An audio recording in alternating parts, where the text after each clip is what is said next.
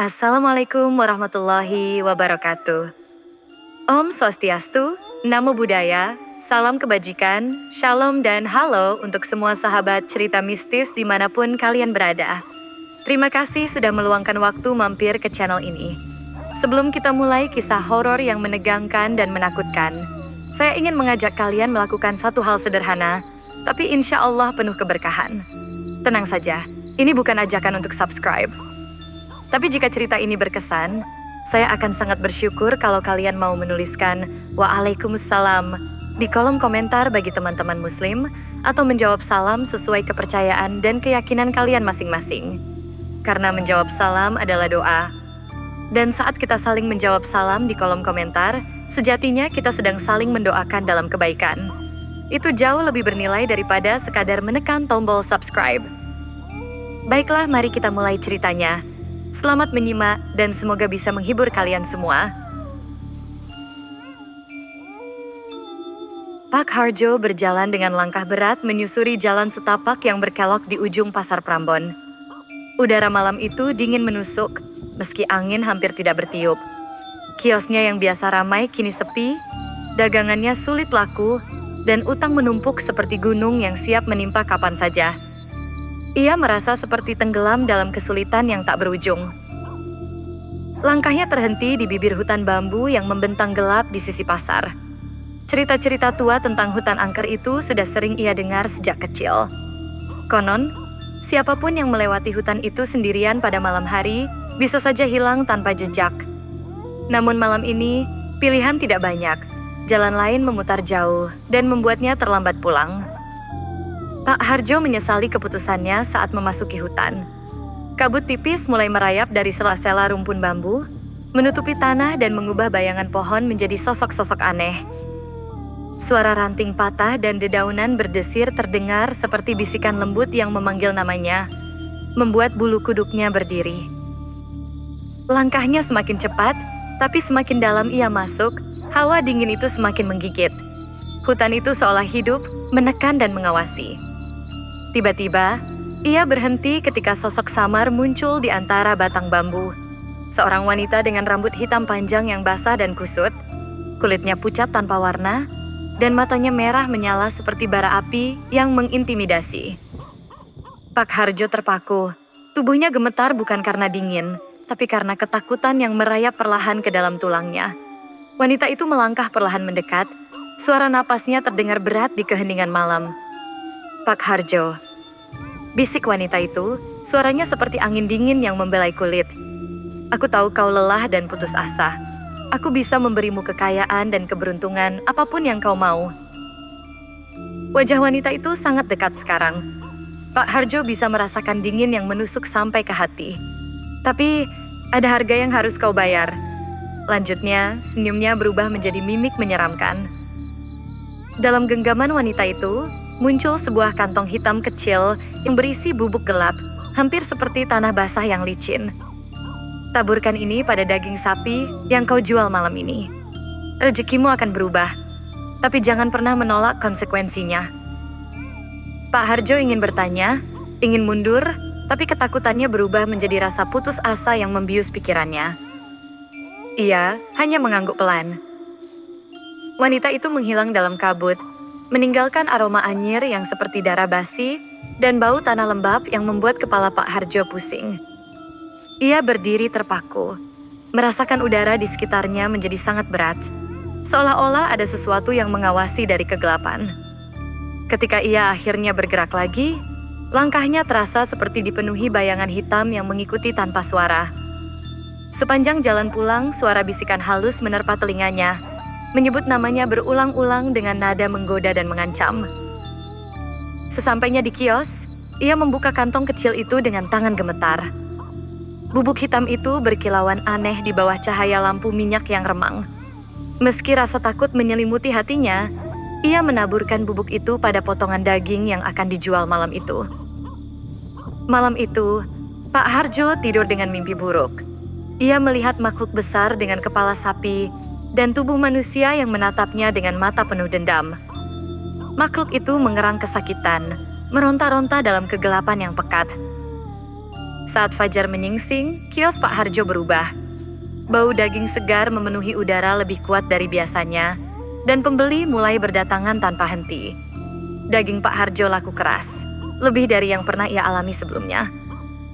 Namun, di balik keberuntungan itu, bayangan hitam dan suara-suara malam mulai merayap masuk ke dalam kehidupannya, menunggu saat yang tepat untuk menagih harga yang sudah disepakati.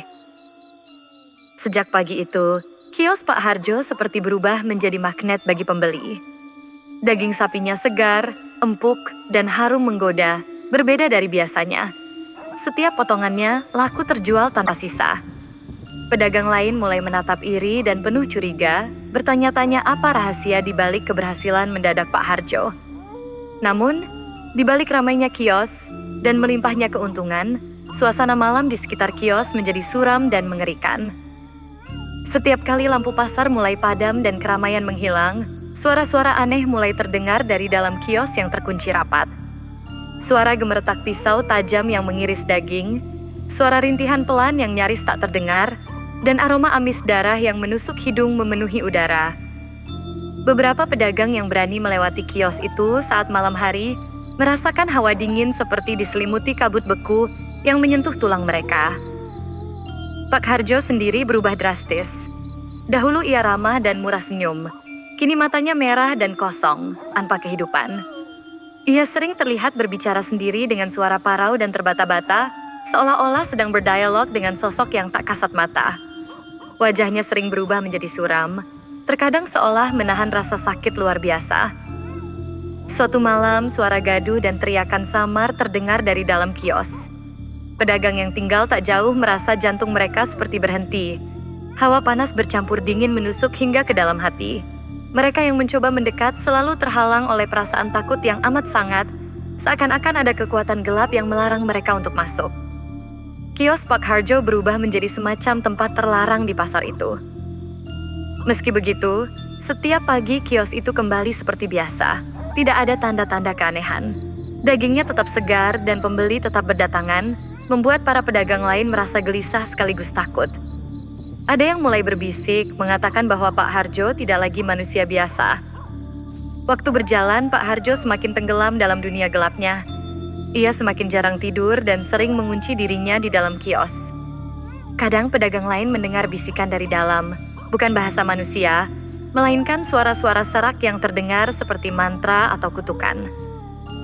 Sementara itu, pedagang yang mencoba meniru rahasia sukses Pak Harjo malah mengalami malapetaka. Daging dagangan mereka tiba-tiba busuk tanpa sebab, dan beberapa dari mereka mengalami mimpi buruk penuh bayangan hitam dan sosok mata merah yang menatap dari kejauhan. Ketakutan mulai melingkupi seluruh pasar. Namun rasa penasaran juga tumbuh, membuat beberapa pemuda pasar mulai merencanakan untuk menyelidiki apa yang sebenarnya terjadi di kios Pak Harjo saat malam hari. Malam terus mengitari pasar Prambon dengan kegelapan yang semakin pekat, menunggu saat di mana rahasia kelam itu benar-benar terbuka dan harga yang harus dibayar mulai jatuh. Joko adalah pemuda yang baru bekerja sebagai kuli di pasar Prambon. Sehari-harinya ia membantu mengangkut barang, membersihkan kios dan kadang mengantar pesanan. Meski usianya muda, Joko dikenal punya rasa ingin tahu yang besar. Ia sering mendengar bisik-bisik dan cerita menyeramkan dari para pedagang tentang kios Pak Harjo, penjual daging sapi yang tiba-tiba sangat sukses namun diselimuti aura gelap. Setiap malam, para pedagang yang pulang terakhir selalu menceritakan tentang suara aneh yang keluar dari kios Pak Harjo. Ada yang bilang suara pisau yang tajam mengiris daging, tapi anehnya kios itu selalu terkunci rapat. Ada pula yang mendengar suara rintihan manusia yang nyaris seperti jeritan kesakitan. Suara itu sangat halus, tapi cukup membuat bulu kuduk berdiri. Rasa penasaran Joko semakin menjadi-jadi. Ia merasa ada sesuatu yang sangat kelam dan berbahaya terjadi di balik tembok kios itu. Teman-temannya bahkan melarangnya mencoba-coba mengintip, tapi Joko terlalu penasaran untuk tidak mencoba. Suatu malam saat lampu-lampu pasar mulai dimatikan satu persatu dan pasar mulai kosong, Joko memutuskan mengambil risiko. Ia menyelinap masuk, memanfaatkan kegelapan dan lengahnya penjaga malam. Napasnya memburu. Tangan gemetar saat ia mendekati kios Pak Harjo. Hatinya berdebar. Setiap suara dari lorong pasar yang sunyi terdengar seperti jeritan hantu. Di belakang kios, ia menemukan sebuah pintu kecil yang biasanya terkunci. Malam itu, pintu itu sedikit terbuka. Joko mengintip dulu, memastikan tidak ada yang melihat. Setelah yakin aman, ia mendorong pintu itu perlahan dan masuk ke dalam. Udara di dalam kios sangat berbeda. Bau amis darah menyengat menyambutnya, menusuk hingga ke dasar hidung. Kegelapan hampir menelan seluruh ruangan, hanya ada sedikit cahaya temaram dari lilin yang menyala di sudut ruangan. Suara tetesan air dan aroma daging segar yang basah memenuhi ruang sempit itu. Di tengah ruangan, ada meja besar yang dipenuhi pisau, alat sembelih, dan potongan daging yang masih berdarah. Namun yang membuat Joko menggigil bukan itu. Di sudut gelap ruangan, terbaring makhluk mengerikan yang tak pernah ia bayangkan sebelumnya. Tubuh besar berotot dengan kepala sapi yang penuh bulu kasar dan dua mata merah menyala yang menatap penuh kebencian. Tubuh setengah manusia, setengah sapi itu berjuang dengan susah payah, mencoba melepaskan diri dari tali yang mengikatnya. Makhluk itu mengeluarkan suara rintihan pilu, hampir seperti teriakan kesakitan yang memecah keheningan malam. Tubuhnya gemetar dan darah mengalir dari luka di kulitnya. Sebuah pisau tajam berkilat dingin di tangan seseorang bersiap menebasnya. Joko membeku, tidak berani bergerak. Ketakutan dan rasa ngeri memenuhi seluruh raganya. Ia tahu bahwa makhluk itu bukan sekadar legenda, tapi nyata dan sedang disiksa. Tiba-tiba, dari balik bayangan muncul sosok Pak Harjo. Wajahnya sudah berubah menjadi sosok yang menakutkan, mata merah menyala seperti api neraka. Senyumnya mengerikan, penuh ancaman. Kau tahu terlalu banyak, suara Pak Harjo parau dan dingin. Jika kau buka mulut tentang ini, nyawamu akan jadi taruhannya. Joko merasa seluruh tubuhnya membeku. Ia mendengar suara-suara aneh mengalir dari mulut Pak Harjo, seperti mantra yang memekakkan telinga. Udara di sekitarnya berubah menjadi dingin, menusuk sampai ke tulang. Dengan segenap tenaga yang tersisa, Joko membalikkan badan dan berlari keluar dari kios, tak peduli seberapa gelap, dan berliku jalan yang harus ia tempuh. Suara tawa Pak Harjo yang menyeramkan mengejar di belakangnya, seperti bayangan kegelapan yang tak bisa dilepaskan. Malam itu menjadi malam terakhir Joko terlihat di pasar. Keesokan harinya, saat para pedagang dan warga mencari Joko, hanya ada jejak langkah yang terhenti di depan kios Pak Harjo. Tidak ada tanda-tanda lain, seolah ia menghilang begitu saja. Setelah hilangnya Joko yang misterius, kegelisahan mulai menguasai pasar Prambon. Kios Pak Harjo yang dulu hanya dianggap biasa, kini berubah menjadi pusat ketakutan dan kecurigaan. Para pedagang yang dulu dekat kini menjaga jarak, dan pembeli yang berani datang pun melangkah hati-hati, sering menatap gelap kios itu dengan perasaan tak nyaman. Tak lama setelah Joko menghilang, beberapa pemuda pasar yang juga penasaran mencoba mengungkap misteri kios Pak Harjo. Mereka berkumpul, saling berbisik tentang suara-suara aneh yang mereka dengar. Jeritan pelan, suara gesekan pisau, bahkan aroma darah segar yang tak bisa dijelaskan sumbernya.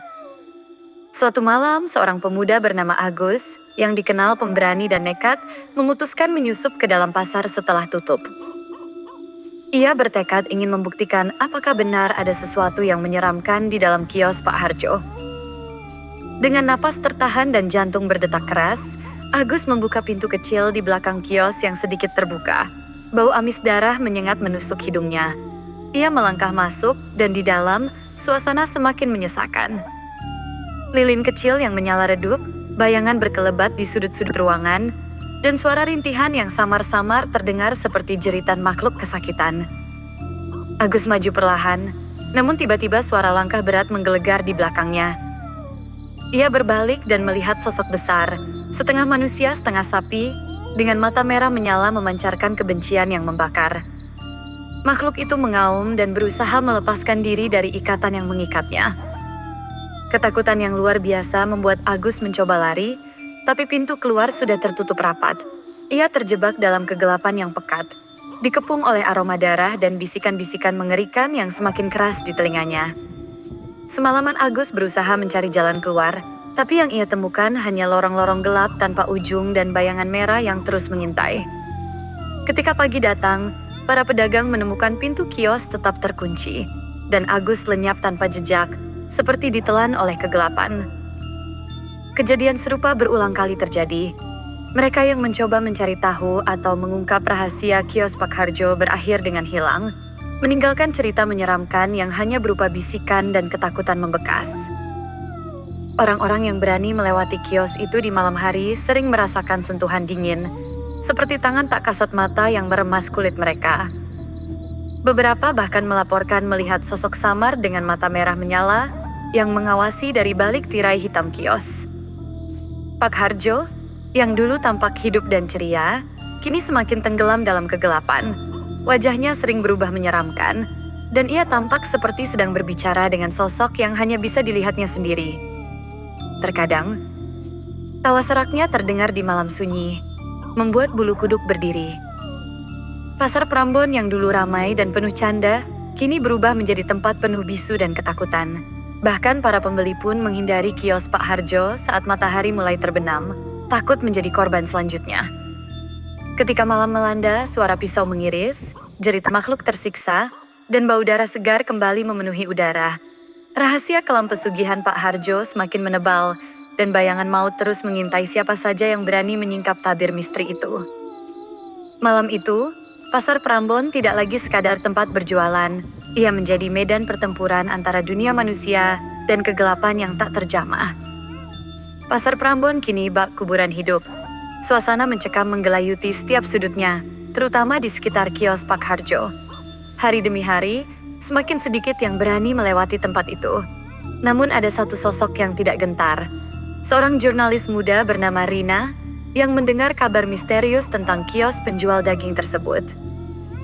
Rina datang dengan tekad kuat untuk mengungkap kebenaran di balik kesuksesan Pak Harjo. Ia mewawancarai beberapa pedagang, mengumpulkan cerita, dan perlahan menyusun potongan misteri yang selama ini diselimuti kabut ketakutan. Satu hal yang ia temukan adalah bahwa pesugihan yang dilakukan Pak Harjo tidak sekadar ritual biasa. Makhluk setengah sapi yang disembelih itu ternyata adalah makhluk gaib yang dikorbankan sebagai tumbal agar dagangan dagingnya selalu laku dan dirinya kaya raya. Rina memutuskan untuk menyelidiki langsung pada malam hari, membawa kamera dan peralatan rekam. Saat pasar sudah sepi, ia mendekati kios Pak Harjo dengan hati-hati. Udara malam terasa dingin luar biasa, dan suara-suara aneh mulai mengisi keheningan. Tiba-tiba, ia melihat sosok Pak Harjo yang berjalan terseok-seok menuju kiosnya. Wajahnya penuh luka dan mata merah menyala. Di dalam kios, Rina menangkap bayangan makhluk mengerikan dengan kepala sapi dan tubuh manusia, terikat dan meringis kesakitan. Saat Rina merekam, sosok Pak Harjo mengangkat pisau besar, siap menyembelih makhluk itu. Namun tiba-tiba suara bisikan menggema di udara, dan cahaya merah pekat menyelimuti kios. Makhluk itu menatap Rina dengan mata penuh permohonan dan amarah. Dengan suara berat dan dalam, ia berbisik, "Bebaskan aku, dan kau akan mengetahui harga sebenarnya dan kekayaan." Rina, dengan keberanian yang tersisa, melemparkan kantong bubuk hitam yang diberikan oleh seorang pedagang tua yang dulu pernah menolak pesugihan itu. Ledakan cahaya dan teriakan mengerikan menggema di dalam kios. Pak Harjo terjatuh, tubuhnya melemah, dan wajahnya kembali menjadi manusia biasa, pucat dan penuh penyesalan. Makhluk itu perlahan berubah menjadi sosok manusia yang dulu menjadi korban pesugihan, menatap Rina dengan mata penuh harap dan terima kasih sebelum menghilang ke dalam kegelapan. Pasar Prambon kembali sunyi, dan kios Pak Harjo kini kosong. Warga merasakan suasana baru, tanpa hawa dingin dan jeritan malam. Namun, mereka tahu harga dari kekayaan yang diperoleh dengan cara gelap tidak akan pernah benar-benar hilang. Rina menulis kisahnya, mengingatkan dunia bahwa kekayaan yang diperoleh dari kegelapan membawa konsekuensi yang mengerikan. Dan Pasar Prambon, dengan segala misterinya, tetap menjadi pengingat bahwa ada batas antara manusia dan dunia gaib yang tak boleh dilanggar.